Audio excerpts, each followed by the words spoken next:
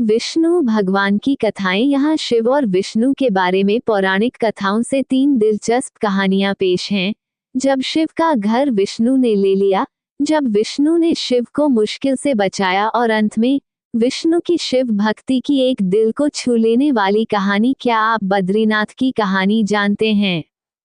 ये वो जगह है जहाँ शिव और पार्वती रहते थे। यह उनका घर था।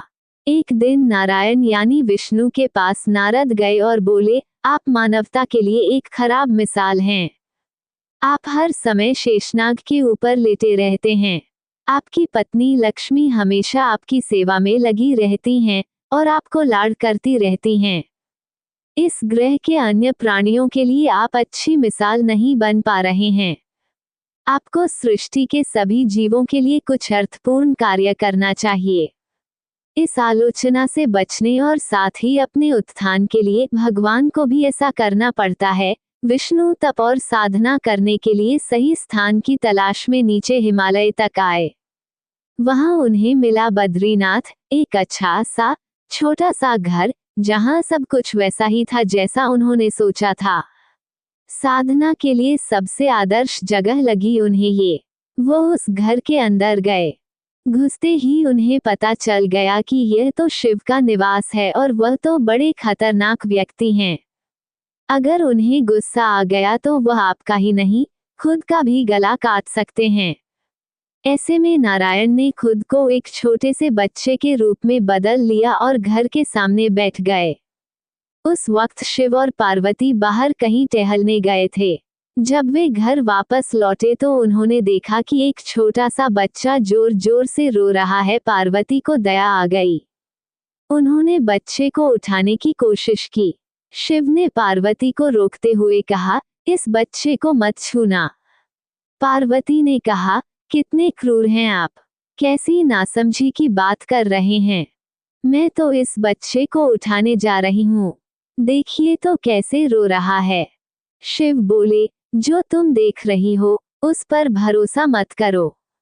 मैं कह रहा हूं ना, इस बच्चे को मत उठाओ। बच्चे के लिए पार्वती की स्त्री सुलभ मनोभावना ने उन्हें शिव की बातों को नहीं मानने दिया। उन्होंने कहा, आप कुछ भी कहें, मुझे कोई फर्क नहीं पड़ता। मेरे अंदर की माँ बच्चे को इस तरह रोते नहीं देख सकती। मैं तो इस बच्चे को जरूर उठाऊंगी। और यह कहकर उन्होंने बच्चे को उठाकर अपनी गोद में ले लिया। बच्चा पार्वती की गोद में आराम से था और शिव की तरफ बहुत ही खुश होकर देख रहा था। शिव इसका नतीजा जानते थे, लेकिन करें तो क्या करें। इसलिए उन्होंने कहा, ठीक है, चलो देखते हैं क्या होता है।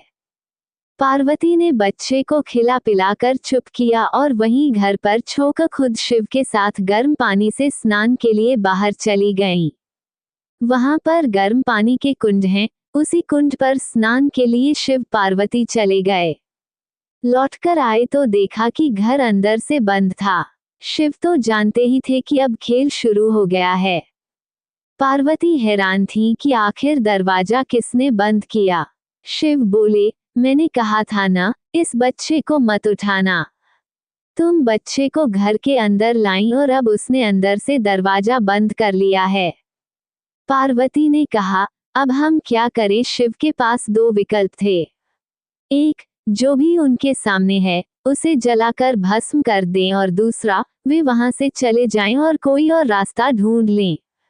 उन्होंने कहा, चलो कहीं और चलते हैं, क्योंकि यह तो तुम्हारा प्यारा बच्चा है, इसलिए मैं इसे छू भी नहीं सकता। मैं अब कुछ नहीं कर सकता। चलो कहीं और चलते हैं। इस तरह शिव और पार्वती को अवैध तरीके से वहां से निष्कासित कर दिया गया।